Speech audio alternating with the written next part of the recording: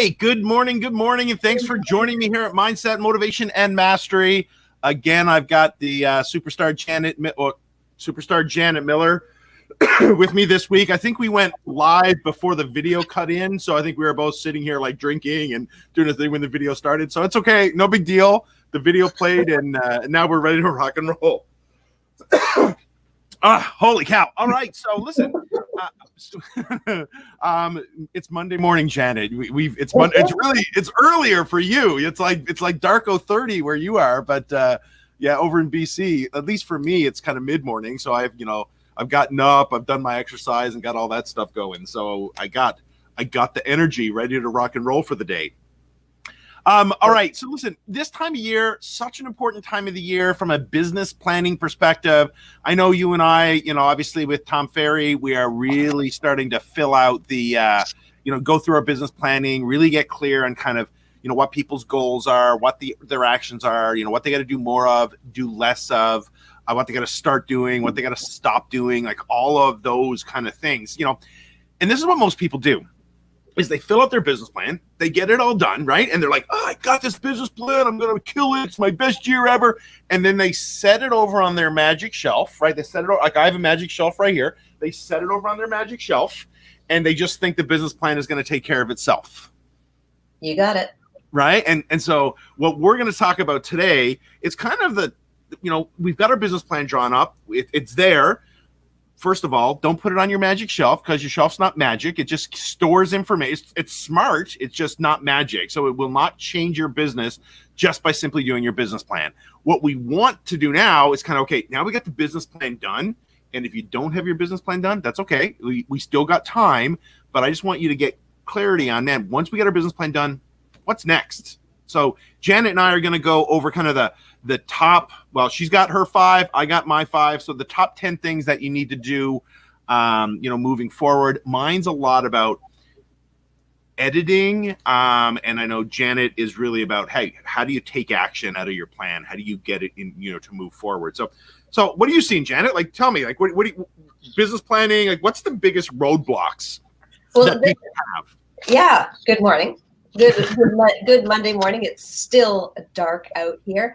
Well, the reason we came up with this topic was we were just kind of brainstorming, and we thought, yeah, they don't have any trouble writing the plan. Like they're really motivated and fired up. And then you and I were both comparing stories that, yeah, do you see a pattern? Like even when they come back in January after having a bit of a holiday break, they're still like fired up. And then literally you get to the 3rd week of January and you get this group of agents that like just keep on the path and crush it. And then the ones that just chase that squirrel, keep chasing all the squirrels that come in front of them. And you and I decided that like there's a definite pattern of the ones that really go for it and get to their goals. So, and so we were doing some brainstorming. So my number one recommendation to agents once they've written their plan is call your accountant / bookkeeper. Like do it now and not in the spring or, whenever it is you're doing your taxes. Set an appointment now. And if your system right now is your receipts in a Ziploc in a shoebox that you deliver to your accountant once a year, that is not the best system. Right? But it's a system. Just be clear. Like those who don't do that, then you're still behind that. So like it's a system, just not a good one. Right.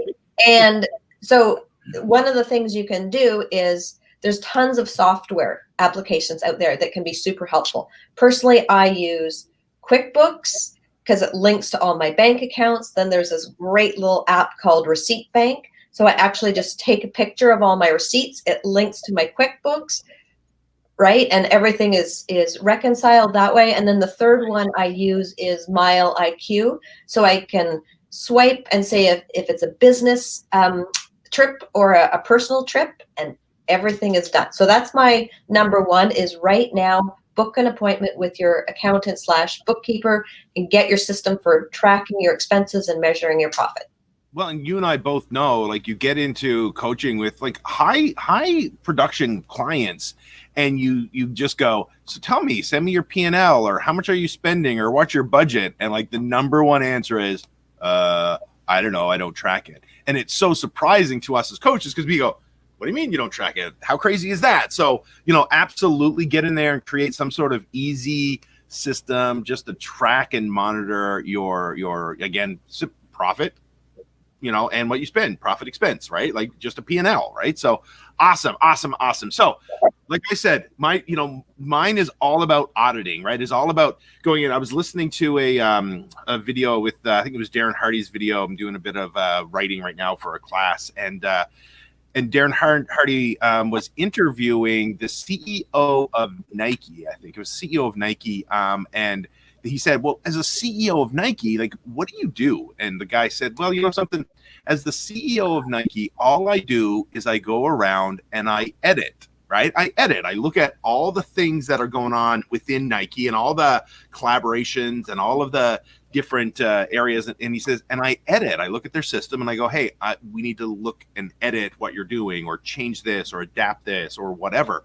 So for your business, I think about creating complete clarity. We've now got the business plan. And if we don't look at how to be more efficient, how to be more effective, what do we need to change, for changing market? Like, I coach some agents, you probably too, that we go, hey, send us your listing presentation. And it was the listing presentation from 1980, right? Like 1980 with all their, stuff and, what my company does and all that not silly stuff, but all that crazy stuff. And, again, it's one of those things that right now, the number one thing that I think people got to go back and look at is your listing presentation, right? Like, let's audit your listing presentation and let's say, okay, is it up to date?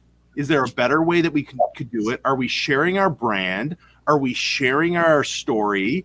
Are we even sharing it in the right format? Like, do we have a PDF that we can send it out?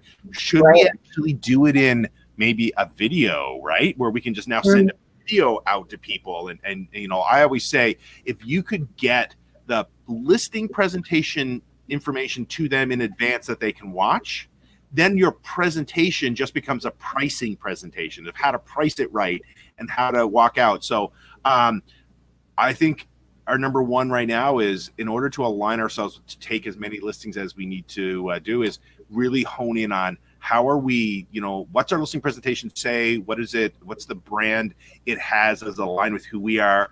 And what's the format that we're getting it out? So that's my number one. Okay, listing presentation. So would you hire yourself based on your listing presentation, right?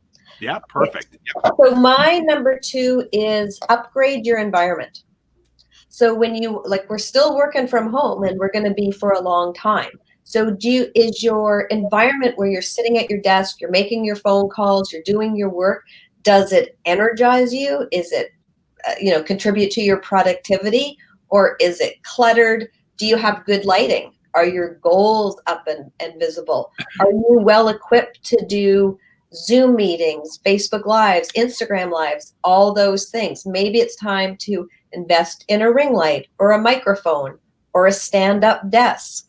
Just take a look at your environment and do a little housekeeping and make sure it's an environment that energizes you and contributes to your productivity. So that's my number two.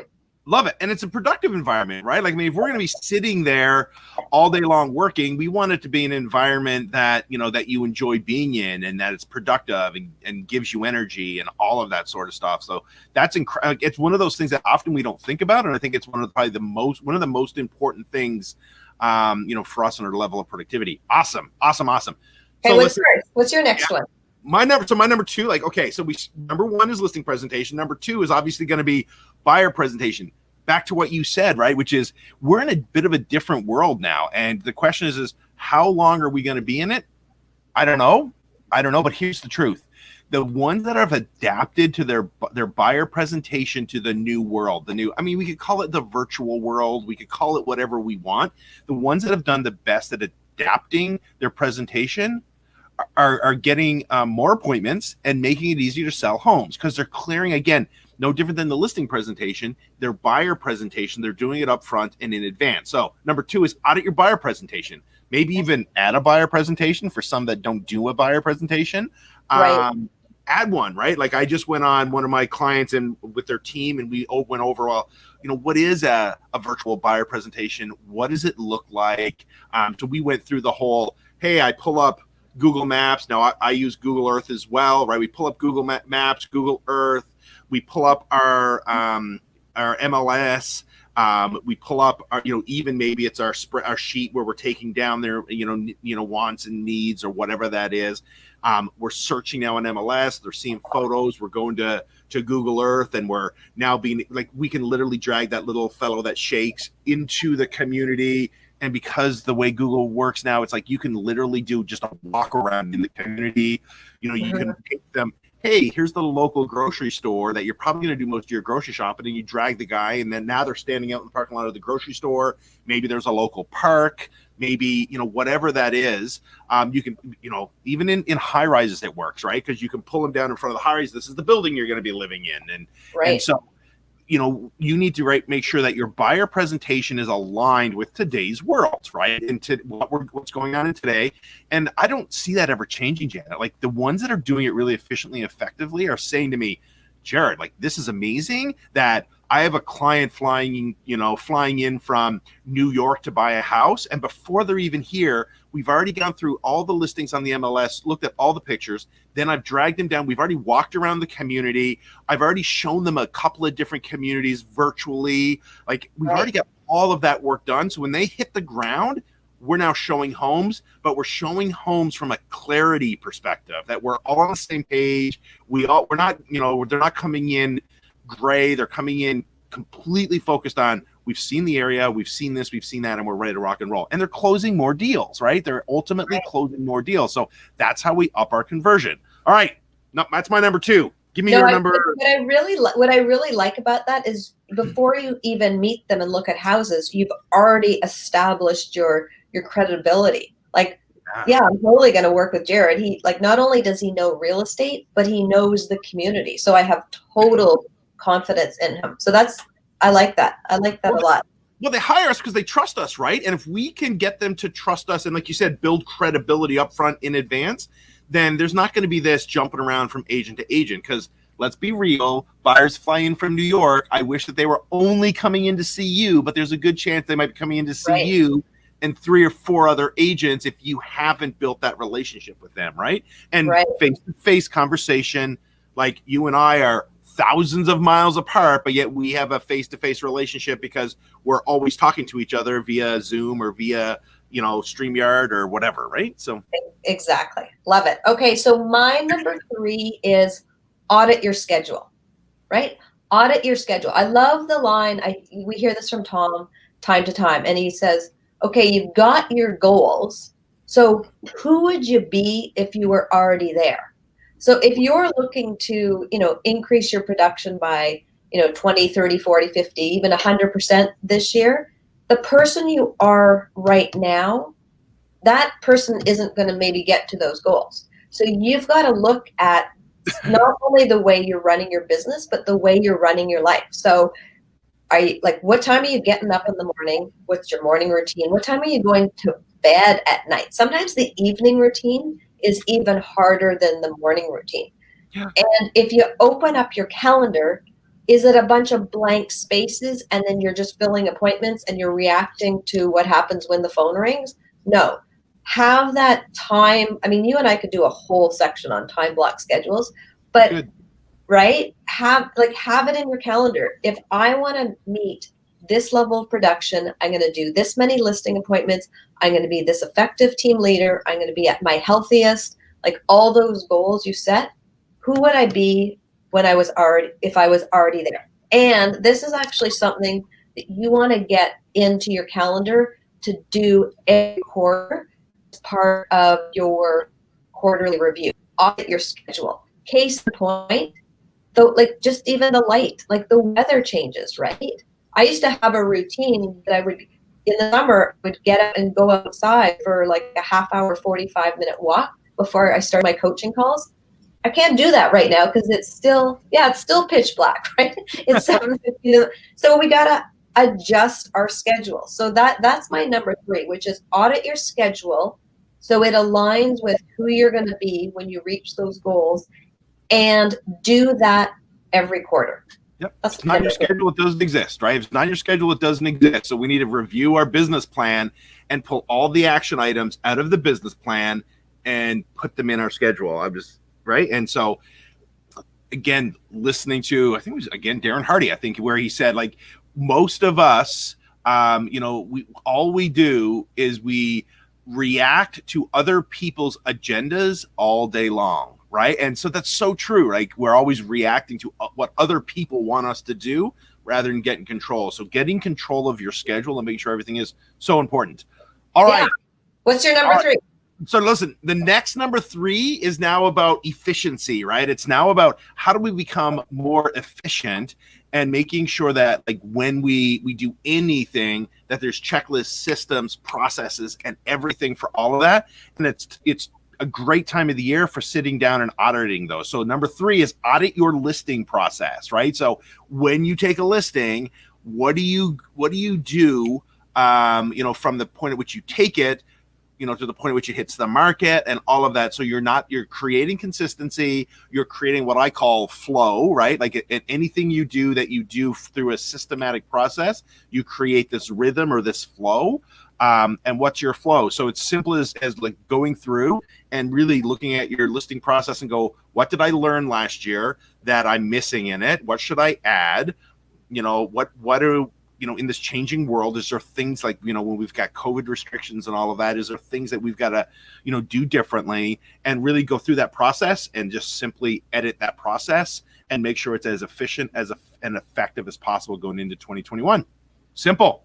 So what I remember Tom said to us at Summit that I thought was really good is he said, like, when you go through your processes like that, look at it and say, how can I do this better so it'll save me time, make me more money, or create a better client experience? Yeah. Right? So I think you're so smart to say that, because there's lots of people who have great listing processes, but I was talking to a client the other day and they're like, oh my gosh, it takes me an hour and a half to do a CMA. Well, if it's taken you an hour and a half, you probably can't get out as many CMAs as you want to. Which probably should. There's your checklist, right? How can I, save me time, make me more money, or create a better client experience? Yeah. And you actually mentioned it earlier, and it's, again, I think you were offline with me when we were chatting about it, and I think there's 3, for the next 3 processes, for me, one of the number one thing that they should have in their process is asking for reviews, right? Asking for reviews.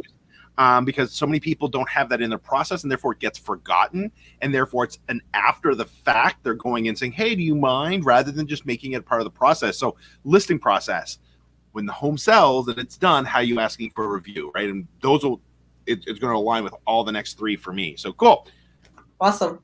So my number 4 is have a space to document your journey, right? And so whether that's a journal, I'm a big believer in putting pen to paper, because it just takes your connections to a deeper level. Or if you're more of a digital person, like keep it in a Google Doc or Evernote. But you want to reflect, you want to do some self-reflection questions at the end of every day and every week and every month to make sure you're in a state of growth. So at the end of every day, my favorite series of questions to ask myself is my wins, what were my losses, and then how can I improve, right? What were my wins, what were my losses, how can I improve? And that's a really good thing to ask yourself at the end of every day to keep yourself in a state of growth. So for example, you do that listing presentation. If you got it, awesome. Like why did I get it, right? Like, what were my wins? But what if you didn't get that with listing presentation? Just have a 5-second funeral, acknowledge you didn't get it, and then ask yourself, how can I improve? So you're constant, and I think that's the theme in all of this. It's not a set it and forget it. It's constantly being in a state of growth. So ask yourself those questions at the end of the day. Do some reflection at the end of the week. My favorite thing to do is, I call it the KISS analysis. Keep, increase, start, stop. What do I need to keep doing? Increase doing, start doing, stop doing. Okay. Right? And then at the end of every month, what I like to do is say, okay, knowing what I know now, how this market behaved this month, what's going to carry forward to the next month, and what do I want to remember specifically about this month so I can put it in my 2022 plan for October or whatever month it is. So just some process where you're documenting your journey. And it's what's fascinating about that is as you go through the year, you're going to see one of two things. You're going to see, oh my gosh, I was here in January. Holy cow, look how much I've grown through to in October. Or you're going to look and you say, are you kidding me? I was complaining about that in January and I still haven't done anything about it. So it's not only in the moment, but it's going back over time and seeing where the pain points still exist and where the growth has happened. So that's my number 4, document your journey. Yeah. And, again, we only learn, like we only gain experience in life. Like that's why the older we get, the wiser we become, because we only learn from gained experience. And the more that we track, the more that we track that experience and write it down. So, journaling, I mean, again, I'm sure like I will give you a shout out because like you're the journal master. So like down below here, I think scrolling across the screen, Janet's the author of No Matter What Journal. I think you go to nomatterwhatjournal.com. You can order that, follow her on social media. And I know like you and I've had a lot of conversation about why you wrote that journal. And this is exactly why you wrote it, right? It's a piece that people miss. And I always say, what I journal is, hey, what did I do well today? And what did I learn? Right. Like, and so when I say learn, it's often, maybe through a mistake or through something like, what did I do well? And what did I learn that I learned? Hey, don't do this or don't do that. Or, maybe running down the stairs with my coffee cup is not a great idea. I don't know, like whatever it is, like it could be anything, but it might be, that if we're in a, like you said, we're in a journey through life and tracking what we do well. It's funny, we're selling an old farmhouse here in Ontario that we had, and we stored all of our stuff from when I was a kid all the way over there. So what I came across is like when I used to ski, I was a skier and I skied on the a team in Canada.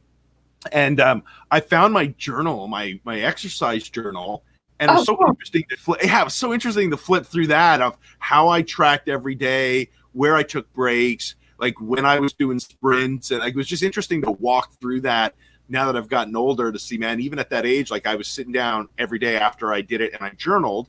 And I know that, because I had it written in there that my coach expected to see the journal, right? So at the end of the week, we would show that. So it was funny. It was such an interesting thing to see now, right? That many years later. Yeah, no, that's really cool. And the one thing I didn't mention about the other thing you should journal, and this might be really, really obvious, rewrite your goals. Yeah. Like every week, rewrite your top 3 goals for the year, because it is amazing what you don't remember. Like I do it every Sunday, but I'm like, sometimes I have to flip back and remind myself. I'm like, oh yeah, okay, let's stay on that path.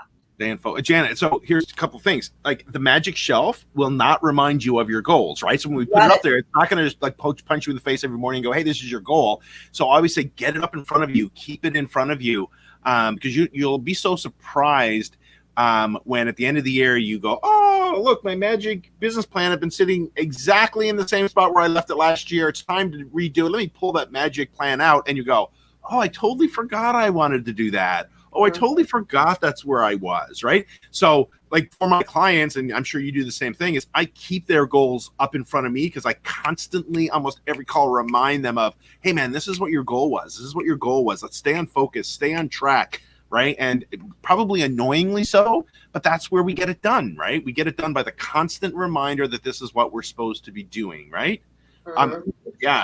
So I was reading a quote. I'm going to totally butcher this. So like if somebody finds the quote and goes, that's not what he said, just don't think about it. It was like, coaching is not so much telling you what to do as a reminder. It is more a reminder of telling you what you committed to doing.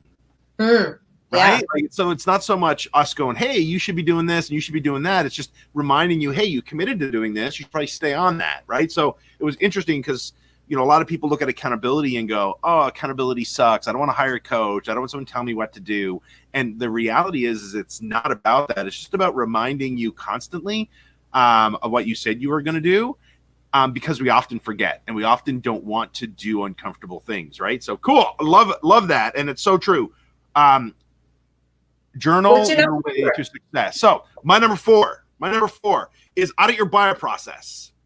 Okay. Same thing. Audit your buyer process. And I don't need to go into deep with that because it's pretty straightforward, right? So you write a contract, not even write a contract. What is your process in showing homes? Like on our team, when I did real estate, we actually had a written down process of showing homes, right? All the way from, like I said, the buyer presentation all the way through to showing homes. And we had a process of exactly how we showed homes, how we narrowed the field of what they wanted. Like we had a whole process of grading. They would grade each home. We would sit around in the home. They would actually take notes on their sheet. They would grade the home. If they graded it so much under, I took the sheet from them and I kept it. That way they wouldn't get confused. Like how many times have buyer agents gone out and shown, I don't know, 5, 8, maybe even 10 homes to a buyer? I had one agent walk in to me one time and go, "Oh, I just had a really hard day. I showed 30 homes to one buyer." Right? Like that buyer right now is so confused that they don't even know like what home they saw, right? Or the buyer calls you and goes, "Which home had that really nice bathroom?" Right? So like the process to be more efficient and to close more buyers, is so important of how do we show homes? Then how do we, bring them into the office to get them to write an offer? When we write an offer, what's that process look like, right? So really honing in on that buyer process and looking at last year and going, this is what worked and this is what didn't. And we're going to, adjust and change that. So cool. I don't need to go into any deeper on that. I want to respect people's time, but it's pretty simple, right? Buyer process. What's your number 5? So my number 5 is find your dazzle. And you might be thinking like, what the heck does that mean?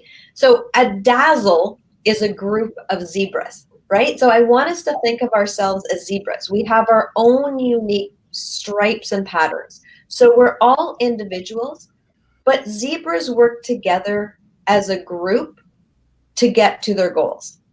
So for me, find your dazzle means find that group of people that makes you a better version of yourself.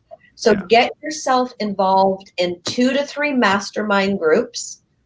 Have that list of 3 to 5 people that are your go-to people that you're just always checking in with to see how they're doing and how to make yourself better. And then get an accountability buddy.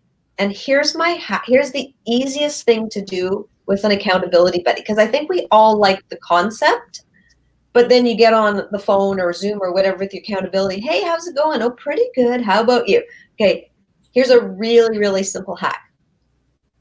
At the beginning of the week, you look at each other and you say, you know what? This is going to be a great week because you know what? Friday at 5 o'clock, I'm going to say to you, I've got good news.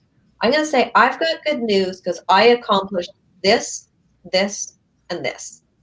So you just state it at the beginning of the week. You write it down, those 3 things. I've got good news. I did this. I've got good news. I did this, right? 3 things. Read that list every morning and then share that with your accountability buddy at the end of the week, right? Or share it with your coach. Also a great exercise to do. Like if you're a team leader and you're running a team, it's a great thing to put the challenge out to your team members. So I've got good news, accountability hack, find your dazzle. That's my number 5. Love it. Well, we all want to be part of something. Like when I talk to a team and I'm talking with team leaders and I say, listen, everybody wants to be a part of something, right? So like you called it the tribe, I think when you sent it to me and like I love that word, like find your tribe. And listen, 2019 was a learning lesson for me in a lot of this because I was surrounding myself with people that just weren't at the same level of productivity or effectiveness or all of that with me. And, in my head, I'm just trying to help these people. And nothing wrong with that. But like 2020 for me was really about if I want to get better, I need to surround myself by better people. And I don't mean like that anybody was bad necessarily, but I mean people that more align with where I want to go, right? So finding your tribe is so important. So one of the things that I've done this year is I've really honed in on who is my tribe and what does that tribe look like? And again, I've advanced more in the things that I really love doing. I've done myself. Others, I've been given opportunities that I probably wouldn't have if I was not surrounded by the right group of people. So it's the same thing with you, right? Like anybody that wants to grow in a certain area, surround yourself by those people, and you will become those people, right? You become who you surround yourself with, and that is so true, right? I love it, love it, love it. All right, my number 5 was again simple as audit. I just noticed I wrote audio, but it's supposed to be audit. Audit your transaction closing system. Same thing. How are we more fit? Here's the cool part: is it allows us to get better at customer experience or consumer experience, and that's one of the biggest things now that is so important in our world is everybody wants to have this amazing consumer experience. And I don't want to say back years ago it wasn't as important, but I for some reason I feel as if now it's just highlighted that everybody's consumer experience needs to be ultimately leveled up, especially when we've got times of change like we have going on right now. And your transaction closing system allows you to really level up on your consumer experience, so they feel that the transaction was easy. Once they feel it's easy, we're going to be asking for referrals, right? So when we look at these processes, again, I'm going to go back to the one thing you said, and for me is number 1, ask for reviews, because people look at reviews now because they're easily accessible. And 2, ask for referrals, right? Make sure that if your process is smooth and easy, then people will give you referrals all day long, right? So make sure that your process, when you look at those and you're auditing the transaction closing process, that you're going in and going, okay, here are some of the key things that we want to make sure we're doing, right? So cool. And tied into that, I would like have a meeting with the players at your brokerage. Like, what services are they offering that can help you with that process? Like, maybe there's some technologies they're offering that you haven't leaned into. Like, maybe you just didn't have time to learn, I don't know, whether it's SkySlope or Transaction Desk or whatever they had. Like, can you do it? Is there some automation? Connect with, your lenders, the lawyers, all those people that help you get that transaction done. Yeah. See how you can fine tune and just make it smooth for everybody. Yeah, it's funny you say that. Is there's nothing worse than having technology you're not using efficiently or effectively, right? So if there is a way to be more efficient or effective with the systems that you already have there, then why wouldn't we want to get better at that? And that you're paying for. That's like how I think we're all guilty of it. Like, are there some technologies we're paying for and we're not using? Yeah. Probably. Yep. Cool. All right. So listen, guys, we're at 33 minutes. I want to make sure that I respect Janet's time. I know she's got a full day of coaching. I have a full day of coaching as well. Anything that you would add to helping somebody with their business plan, making sure that they go through with it? Just, if you wrote it down, it's possible. Anything's possible. Lean on your coach, lean on your tribe, be afraid to fail, and make it happen. Yeah, absolutely. Get someone to make sure that they're telling you, man, you said you were going to do this. Make sure you do it, because we all get lazy. We all get complacent. And so make sure you set yourself up with someone that says, hey, man, you said you're going to do it. Let's do it. And keep them up in front of you. Like, at the end of the day, get them up in front of you. Don't put them on this magic shelf over here, because it ain't magic. It's just a storage bin that just got a lot of really great information in it. So, all right, guys, listen, I appreciate it. Thanks, Janet, for joining us. You're a rock star. Again, get Janet's journal to help you in the journaling process. It's amazing, from scheduling to keeping everything on task. Thanks for joining me here at Mindset, Motivation, and Mastery, and look forward to seeing you on our next episode. Awesome. Have a great week.